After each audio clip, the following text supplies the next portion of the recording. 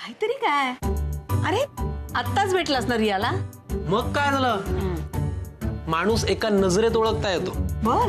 त्याला कशाला 10 पावसाळे बघायला पाहिजेत? नाही, पण तसं काही नसणार. कारण अभि म्हणाला मला रिया एक चांगली मुलगी आहे, ती त्याच्या आणि शमिकाच्या मध्ये अजिबात येणार नाही म्हणून. अभि शमिक रिया अगं अरे काय झालं तुला? आई पाय मुरगळला माझा मम्मा. कसं काय? उभे कसा मुरगळला? अभि तू सोडशील मला तुझ्या बाईकवरून घरी प्लीज? तू ना रिकामं डोकं नाही नाही ते विचार करत बसतोस. बर थांब, आता बाहेर जातो आणि डोक्याला काही चालना मिळते का ते पाहतो. चल. अरे मुलगा आहे. हॅलो अंजली, आशूला ताबडतोब त्या जागेवरून हलव. Okay ma'am. तिला कॉटेजवरच घेऊन ये. Yes ma'am. आणि हे बघ, तिला इथे आणताना ती बेशुद्धच असली पाहिजे. बरं, पण हे सगळं करायचंय कधी? अंजली ताबडतोब. मी पण पोचते. बाय.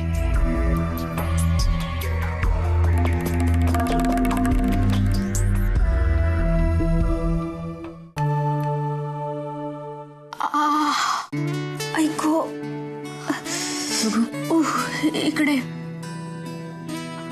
खूप दुखतंय का घरी येऊ? हो ग. नशीब चंदू तिथे होता, नाहीतर नाहीतर काय? अगं त्याच्यामुळेच तर इकडे इकडे दुखतंय. इथे इको शमी. थांब. तू क्रीम लावून देतेस ना, म्हणून आता मला लवकर बरं वाटणार आहे. खरंच. शमी, अभि पोहोचला का ग घरी? हो. हो बघून चालवा ना. धवल तू काय कुठे गायब झाला होतास? कसा आहेस? वा, याला म्हणतात चोराच्या उलट्या बोंबा. म्हणजे स्वतः तर कधी भेटायला यायचं नाही, पण आम्ही ड्युटी संपवून वेळ काढून भेटायला आलो तर आम्हालाच विचारायचं, काय यार कुठे गायब झालात? कमाल आहे तुझी. बरं, तरी ती मानसी होती तेव्हा तिला भेटायला याच्या निमित्ताने का होईना महाराजांचं दर्शन व्हायचं आम्हाला. मानसी कोण? अरे मानसी म्हणजे ती जिचा जीव तू वाचवला होतास. ती नंतर वर्षभर कोमात होती. तिचं नाव मानसी होतं? हो. अरे ते नंतर आम्ही शोधून काढलं. ऍक्च्युली खरं काही सिनियर्सने आम्हाला पहिले सुरुवातीला तिचं नाव द्यायला नकार दिला होता, पण नंतर लकीली ते सुट्टीवर गेले आणि त्यांच्या जागी जे दुसरे आले होते त्यांच्याकडनं रुपालीने डिस्चार्जचे डॉक्युमेंट्स मिळवले. त्याच्यातूनच आम्हाला तिचे कॉन्टॅक्ट डिटेल्स मिळाले. त्याच्यावरनं आम्ही तिला ट्रेस करण्याचा प्रयत्न केला. ती सध्या अंजली नावाच्या एका बाई बरोबर राहते. काय अंजली? हो. तुझ्याकडे काही कॉन्टॅक्ट नंबर आहे आता? आहे ना, मला रुपालीने तिचा नंबर माझ्या सेलमध्ये फीड केला होता. हाय. आत्ता फोन केला चालेल? हो चालेल ना, बघ फोन करून बघ. ग्रेट, चालेल. मी फोन करतो, आपण भेटू सर मला. Okay, see you. चलो बाय. आशू झोपली? नाही, ती अजून गुंगीतच आहे. त्यात आत्ताच मी तिला औषध दिले.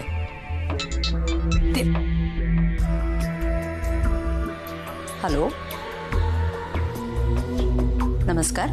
कोण बोलतंय? आय एम सॉरी, आपण एकमेकांना ओळखत नाही, पण तुम्ही मानसीच्या नातेवाईक आहात का? हो, पण आपण कोण बोलतंय? माझं नाव अभिजित पेंडसे. अभिजित पेंडसे? हो.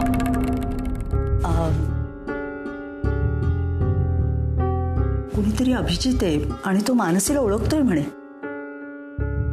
आणि तो स्पीकर फोनवर सॉरी, मी तुम्हाला होल्डवर ठेवलं. नाही, in fact I am sorry.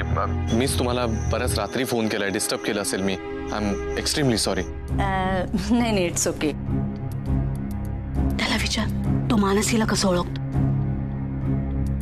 If you don't mind, मला कळेल का तुम्ही मानसीला कसं काय ओळखता? नाही म्हणजे तिची आणि माझी तशी फारशी ओळख नाहीये,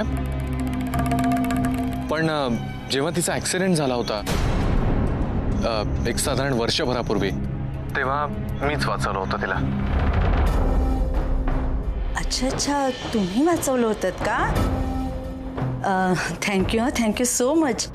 पण म्हणजे हे कुठे कधी घडलं? तुम्ही कसे काय पोचलात तिथे? म्हणजे तुम्ही जर डिटेल्स सांगितलं ना तर बरं होईल. हो, त्याचं झालं असं की मी माझ्या मित्राच्या पार्टीला चाललो होतो आणि अचानक रस्त्यामध्ये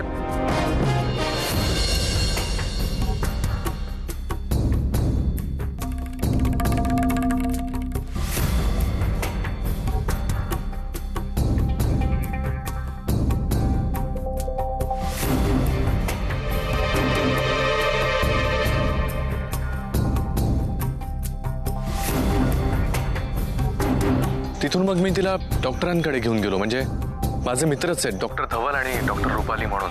एक ऑलमोस्ट वर्षभर ती कोमात होती. कोमातून बाहेर आली आणि मी पूर्णपणे अनोळखी असेल तुमच्यासाठी, पण कसं आहे, मी वर्षभर भेटत होतो तिला, त्यामुळे मला फक्त एवढं जाणून घ्यायचं की ती ठीक आहे ना. अच्छा, वर्षभर. ओके, म्हणजे मानसी तुम्हाला चांगलंच ओळखत असेल ना? हो, अर्थातच. मला कळतंय मी तुम्हाला खूप त्रास देतोय, पण नाही, त्यात त्रास कसला. खरं तर तुम्हीच तिला वाचवलंत नाही का? तुमचे आभार मानावेत ना तेवढे थोडेच आहेत. अहो नाही, आभार कसले त्यात.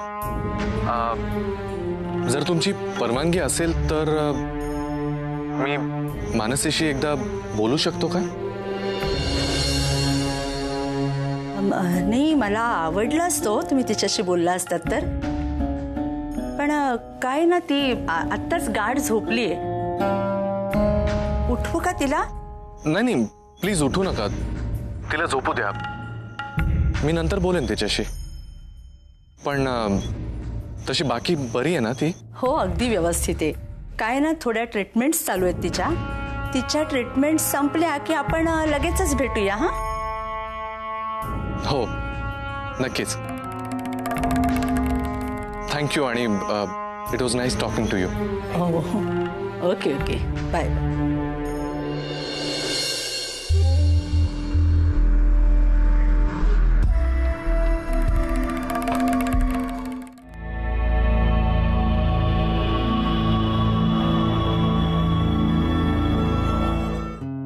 आता आराम कर, म्हणजे सकाळपर्यंत बरं वाटेल तुला. डोंट वरी, सगळं ठीक होईल. सगळं ठीक तेव्हाच होईल जेव्हा तू या प्रॉपर्टी पेपर्सवर सह्या करशील. हे बघ, मुलींच्या रूम मध्ये शिरण्याआधी ना जरा प्लीज शमिका, का उगाच बोर करतेस? मी काय इथं कॉन्फरन्स करायला नाही आलोय. चुपचाप त्या प्रॉपर्टी पेपर्सवर सह्या कर, म्हणजे मला जे हवं ते मी करायला मोकळा आणि तुला हवं त्यांच्याबरोबर जायला तू मोकळी. तुझी ममा तुला सोडून गेली ना, म्हणून मला वाईट वाटत होतं तुझ्याविषयी. कारण आई गेल्याचं दुःख काय असतं हे खूप चांगलं माहितीये मला. त्यामुळे ना दया येत होती मला तुझी. पण नाही, 2 दिवस झालेत फक्त नीना आंटीना जाऊन, आणि या प्रॉपर्टी पेपरसाठी जीव चाललाय तुझा. शमिका, का उगाच इमोशनल फंडे देतेस? मला खूप चांगलं माहितीये मला काय करायचं आणि काय नाही करायचं. आज रात्री त्या पेपर्सवर सह्या करून ठेव.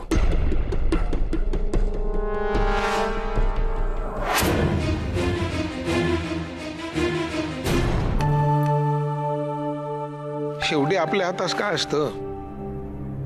जे होतं ते होतच राहतं, आपण बघत राहायचं, दुसरं काय. कुठे गेली होतीस? गेली असेल ती शॉपिंग करायला, नाही तर सिनेमा बघायला. बाबा, तुमचा माझ्यावर किती विश्वास आहे ना हे कळतंय मला तुमच्या बोलण्यातनच. पण मी शॉपिंगसाठी नाही, नोकरी शोधायला गेले होते.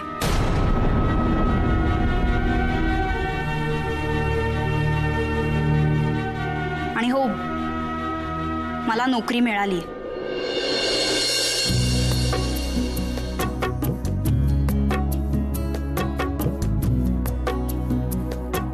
नोकरी मिळाली? अरे वा, कसली नोकरी मिळाली? आई, अगं कॉल सेंटरचा जॉब आहे. कॉल सेंटर म्हणजे काय? ते टेलिफोन वगैरे करतात सारखे सारखे तेच ना? अगदी तसंच नाही आजी, पण हो, म्हणजे फोनवर सतत कस्टमर्सला हँडल करायचं. त्यांचे काही प्रॉब्लेम्स असतील तर ते ऐकून घ्यायचे आणि मग त्याच्यावर काही सोल्युशन सांगायचं. कधी स्वतःच्या आयुष्याचे प्रॉब्लेम्स आहेत त्याचं काय बघा, त्याच्या सोल्युशनचं काय. कॉल सेंटर ही कुठली नोकरी का? जगातल्या का सगळ्या नोकऱ्या संपल्या? मला माहित होतं बाबा तुम्ही हे असंच बोलणार, कारण आपल्याकडे ना वेगळ्या वाटेचा विचार करणं हे कुणाला झेपतच नाही. काय बाळा, वाट जरूर वेगळी असावी. तू उद्या वेगळी वाट स्वीकारलीस ना तर मला आवडेल. माझी ना नाही त्याला, फक्त ती चुकीच्या दिशेला नसावी एवढंच मला म्हणायचंय. कसं आहे की आतापर्यंत जेवढे कष्ट तुम्ही केलेत ना तेवढे कुणाला तरी दाखवायचंय म्हणून करणं नाही झेपणार. मेघना बाळा, अगं रात्री अपरात्री जाणार येणार तुम्ही, काळजी वाटते ग. अगं आई, पण मला पिक अँड ड्रॉप साठी व्हॅन असेल ती सोडेल ना मला. ते बरोबर आहे ग, पण पेपरात काही बाई वाचतो ना म्हणून. अगं आई, पेपर मध्ये वाचलेलं सगळंच्या सगळं जसंच्या तसं आपल्या मुलांच्या बाबतीत घडेल असा कसा विचार करता ग तुम्ही? आपल्याच मुलांच्या बाबतीत नाही मेघना, आपल्याही मुलांच्या बाबतीत असं घडू शकतं असं मात्र नक्की वाटू शकतं ना कुठल्याही आई वडिलांना. काय आयुष्यामध्ये सगळ्या गेलेल्या गोष्टी मिळवता येतात, फक्त माणूस आणि नातं या दोन गोष्टी गेल्या की गेल्या, परत नाही मिळत. मला 2 मुली आहेत आणि त्या दोन्हीही माझ्यासाठी तितक्याच महत्वाच्या आणि वेगळ्या आहेत. एक नसली तर काय झालं, दुसरी आहे असं कुठल्याही आई बापाला नाही म्हणताय. अरे पण तुम्ही असा निगेटिव्ह विचार का करताय बाबा? जगात चांगलं काही घडूच शकत नाही का म्हणजे? आई, मी गॅस बंद केला, आमटी उकळली होती. तू उकळणारी आमटी गॅस बंद करून थंड करता येते. आमचं रक्त नाही तसं काय बंद करून थंड करता येत. हो असं काय? अरे मेघनाला ना ते काय म्हणतात ग, कॉल सेंटर, तिथे नोकरी लागली आहे.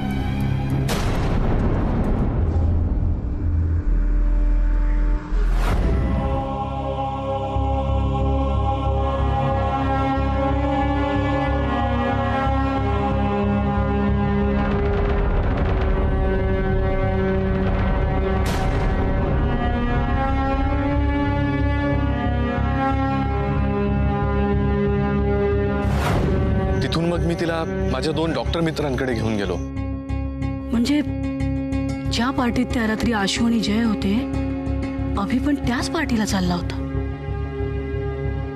म्हणजे त्या तिकडे आशू आणि जय मध्ये भांडण झालं, आशू खाली पडली आणि जेव्हा तिला काही लोकांनी वाचवलं तेव्हा तिला नेमकं अभिजितच्या समोर आणलं आणि त्यानेच तिला हॉस्पिटलमध्ये ठेवलं.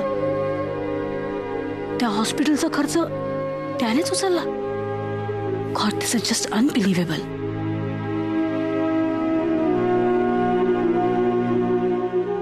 मेघना, तू या सगळ्याचा नीट विचार केलायस का? म्हणजे दादा सगळे काही न विचार करताच वागतात असं वाटतं का तू तुला? आधी माझ्याशी सरळ बोल, कळलं? हे बघ, तू हा जॉब करू नयेस असं मला आणि आय एम शुअर आम्हाला सगळ्यांना वाटतं. मी तेच सांगतोय तिला. तू ना आधी तुझ्या आयुष्यातल्या गोष्टी नीट सॉर्ट आउट कर, ओके? हे बघ, बाबा मेघना, हे बघ, मी जे काही बोलतोय ते तुझ्या भल्यासाठीच बोलतोय. घरच्यांचा काही विचार करशील? घरच्यांच्या इच्छेविरुद्ध जाऊन एक मिनिट. त्यांच्या इच्छेविरुद्धच तू शमिकाला या घरात आणलं होतंस ना? पण आता सगळेच कन्व्हिन्स्ड आहेत. मग शमिकाला मध्ये आणायची काही एक गरज नाही मेघना. आपला विषय वेगळा चालू आहे. हे बघ, मी काय सांगतोय ते जरा लक्षपूर्वक ऐक. मी का नाही म्हणतो याचं कारण कळतंय का तुला? कॉल सेंटरचं वातावरण, तिथलं नेचर, तिथलं स्टेटस सगळंच वेगळं असतं. आतापर्यंत शाळा कॉलेजमध्ये तू ज्या वातावरणात वाढलीयस तेच वातावरण आपल्या घरी होतं, त्याला मॅच करणारं होतं. त्यामुळे अचानक वेगळं वातावरण असलेल्या जागी जर तू गेलीस तर तुला तो एकटेपणा नाही का जाणवणार? तो इन्फिरियरिटी कॉम्प्लेक्स तुला येऊ नये अशी माझी इच्छा आहे, कळलं? ए प्लीज, नेहमी तुलाच जे वाटतं ते बरोबर आहे असं मी काय समजू? माझी मत आहेत, मला नवीन एक्सपिरियन्स घ्यायचा आहे. आणि मी निदान इमानदारीत घरी येऊन सांगतेय तरी. दीदी सारखं नाही केलं मी. जॉब लागला आणि मग सांगितलं. एक मिनिट, उगाच ताईचं नाव घेऊ नकोस. तिची गोष्ट वेगळी होती. तिच्या पुढचा प्रश्न जास्त गंभीर होता आणि विचित्र होता, म्हणून तिला तसं करायला लागलं.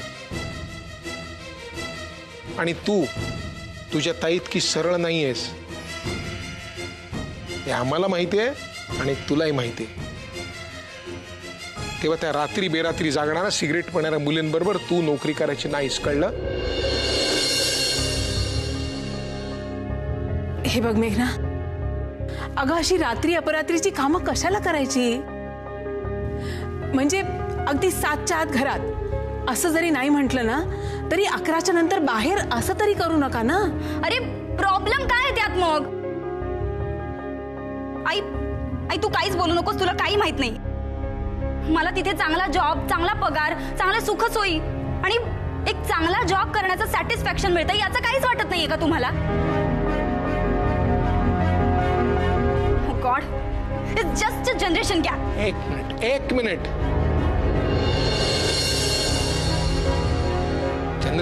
जनरेशन गॅप म्हणू नकोस. हा मला सांग जरा, काय तुम्ही आडमोठेपणाने वागायचं आणि तुमच्या आई वडिलांना ते पटलं नाही की जनरेशन गॅप? तुम्ही वाटेल ते हट्ट करायचे, त्याला आम्ही विरोध केला की जनरेशन गॅप? काय आहे, नवीन काहीतरी करायचं म्हणून तुम्ही आमच्यापासून दूर जाता. म्हणजे ही जी गॅप आहे ना, तुम्ही म्हणता ती जनरेशन गॅप, ही तुम्ही निर्माण करता. मग आम्हाला का दोष देता? काय याबद्दल काय म्हणणं आहे तुमच्या त्या जनरेशनचं? एक गोष्ट लक्षात ठेव बाळा, कितीही पिढ्या आल्या आणि गेल्या तरी पिढ्यानपिढ्या काही शहाणपणाच्या गोष्टी आपल्याला सांगितलेल्या असतात, ज्या कधीही बदलता येत नाहीत. आणि ज्या क्षणी आपण त्या धुडकावून लावतो ना, त्या क्षणी संकटाला आमंत्रण देतो. अगं पण तुला तोच जॉब का करायचा आहे? इतर 50 जॉब आहेत, त्यांचा नाही विचार करत तू? मेघना, बाबा बरोबर म्हणतायत. उगीच जनरेशन गॅपच्या नावाखाली काय वाटेल ते करशील तू? का तू सुद्धा तुला पाहिजे तेच केलंस ना जनरेशन गॅपच्या नावाखाली? हा नाही, आता तू असं म्हणशील की मी यात शमिकाला का मध्ये आणते. पण दादा, जेव्हा तुम्हाला दोघांना सगळे विरोध करत होते ना, तेव्हा तू सुद्धा असंच बोलला होतास की तुमची जनरेशन वेगळी आहे, तुम्हाला काय कळतंय त्यातलं, राईट? मेघना, मी असं म्हणालो कारण त्यावेळेस त्याचा संदर्भ वेगळा होता. मेघना, नको त्या गोष्टी उचलण्यापेक्षा चांगल्या त्या गोष्टी उचल ना. आता चांगलं काय किंवा वाईट काय, जे काही आहे ना ते हेच आहे. बाबांनी 9 ते 5 जॉब केला म्हणून मी सुद्धा तसंच करीन. असं होणार नाही. मला हा जॉब करायलाच हवाय.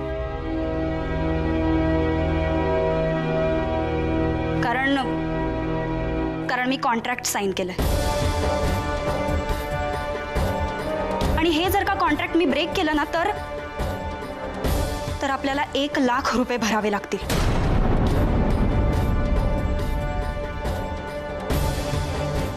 एवढे पैसे आहेत तुमच्याकडे? नाही ना?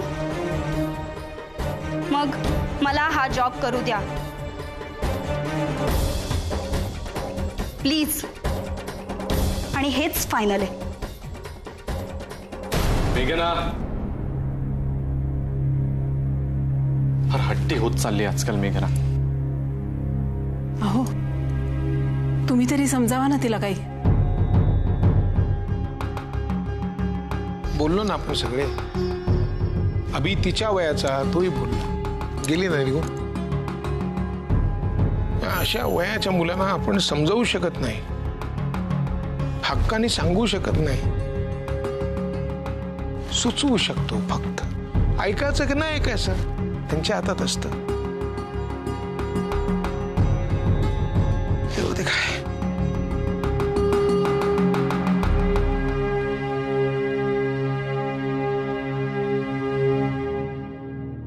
अभि, आई मी काय बोलणार आहे तिच्याशी? आमच्यामध्ये नाही राहिला आता पूर्वीसारखा संवाद. ऐकते का ती माझं?